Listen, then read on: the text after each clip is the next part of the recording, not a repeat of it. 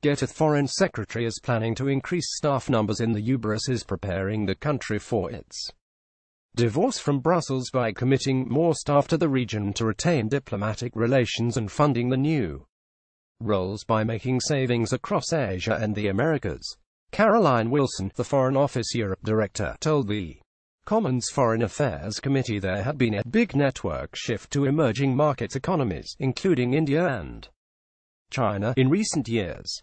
She went on to say the shift in focus had led to a decrease in diplomatic efforts in Europe and that the planned changes would redressing the balance. Sir Alan Duncan, Minister of State for Europe, added, "We are developing proposals for making savings across Asia Pacific, South Asia and Afghanistan, the Americas and Africa to release about £4.2 million worth of savings to fund these 50 new jobs."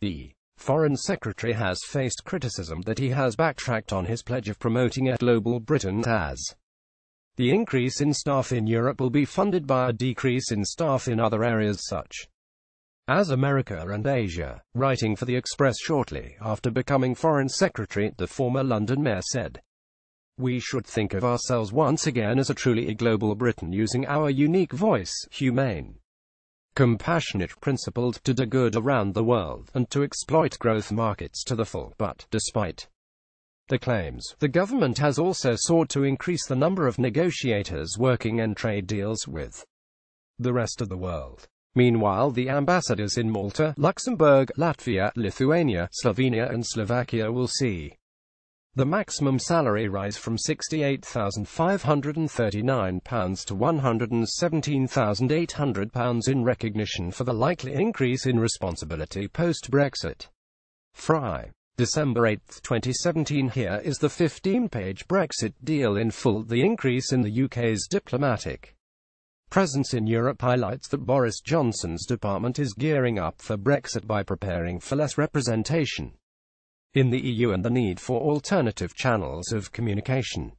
Article 50 procedures will see Britain leave the Brussels bloc in March 2019. Plans for a transition period afterwards would likely see the country lose its say in any EU decisions, meaning that diplomatic relations between the UK and EU states would have to increase. Britain's drive to turbocharge its global trade links after Brexit has passed a crucial milestone, with more than 100 experienced trade negotiators hired at a key ministry to strike new deals around the world.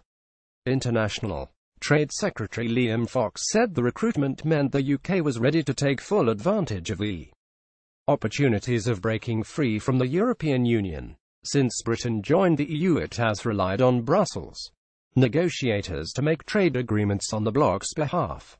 Boris Johnson has previously said Brexit is an opportunity to make a global Britain. Liam Fox has been hiring staff to promote the UK across the globe, but drive.